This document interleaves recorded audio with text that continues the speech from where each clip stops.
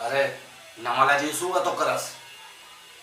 હું છાતી ઠોકીને કહી શકું કે આજે આજે જો આપણી માથે કોઈ ઉપાધિ આવી પડે ને તો ઉપરવાળો તો જોતો જ હોય.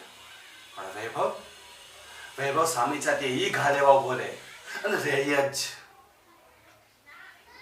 ઉકળે ને તું ઉપાધિ કરમાં.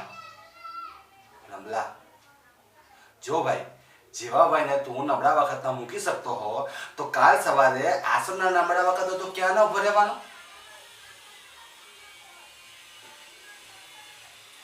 તમારા બધાના ખિસ્સા ભરેલો રાખતો ત્યારે તો બહુ સારો લાગતો હતો વૈભવ. હે